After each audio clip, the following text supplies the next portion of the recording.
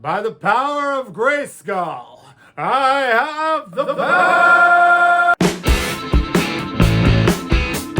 Hello again, everyone, and welcome back to Reviews Lost in a Haystack. I'm your host, Ronster the Monster, and today I'm going to do my first ever spoiler review. So if you have not watched Masters of the Universe on Netflix, you've been warned. Stop now. Masters of the Universe released this past Friday on Netflix. This is directed by Kevin Smith and has an all-star cast that included Mark Hamill, Lena Headey, Michelle Gellar, to name a few.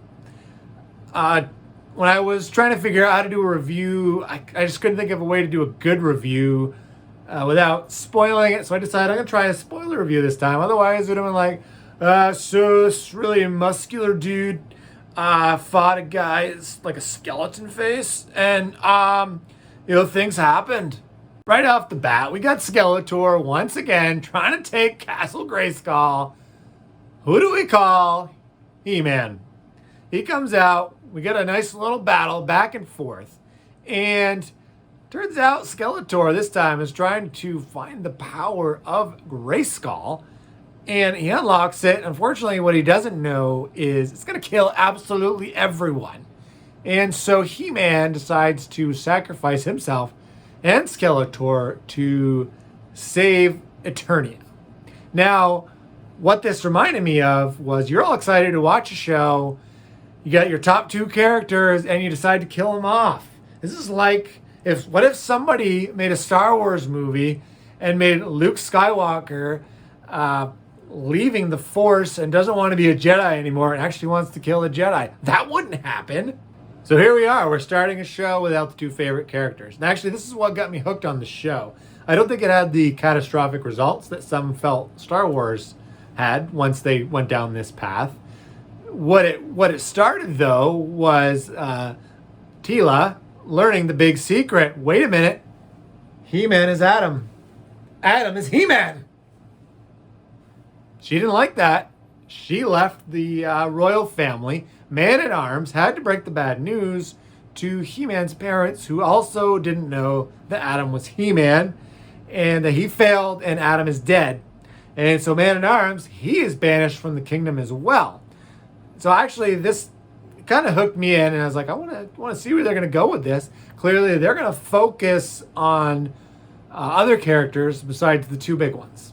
What I really liked is how we get to see a good amount of characters, because He-Man has all kinds of fun characters. If you were a collector of the action figures, the first one that popped up that I had forgot that I had was Moss Man. If you had Moss Man, you could grab him and his skin felt like moss. The 80s were wild. They had the best toys. We got to admit that. Fast forward to the future, we find Teela as a bounty hunter, just collecting money, doing random things, trying to get rid of magic. She doesn't like magic. She feels magic betrayed her because she didn't know that her best friend Adam was also He-Man. She ends up teaming up with Evil-Lyn as they have to literally go to hell to get half the sword, and then they get to go to spiritual paradise to get the other half. And along the way, they get to meet some of our familiar foes, Triclops, Merman. We have some great banter amongst the characters, and I really liked this show. I thought it was a lot of fun.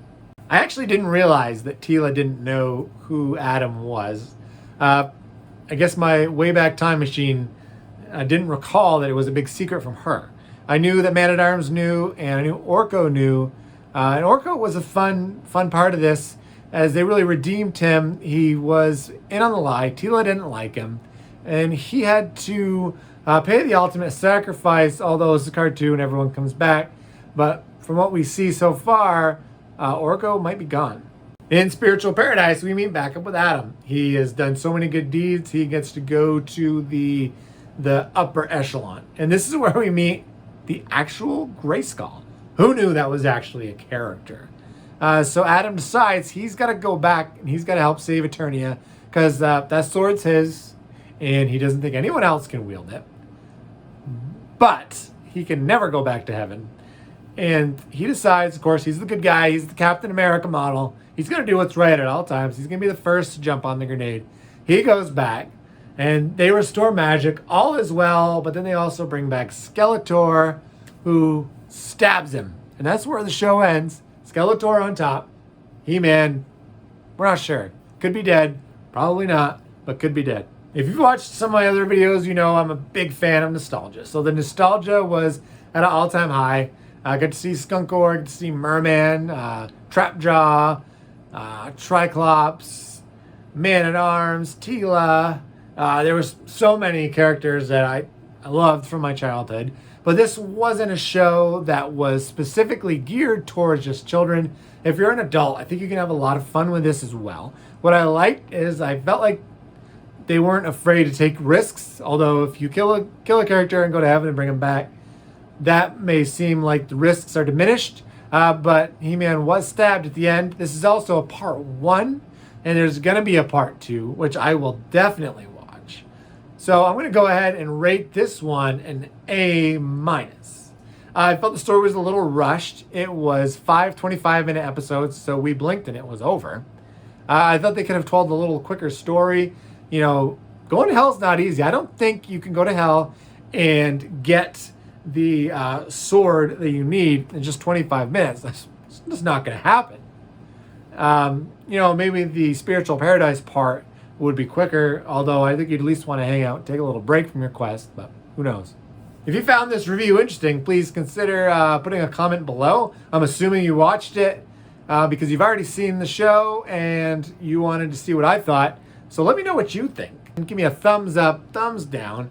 If you want to be there when I review part 2, make sure you hit that subscribe button. Because if you watch my videos, you're going to find something entertaining.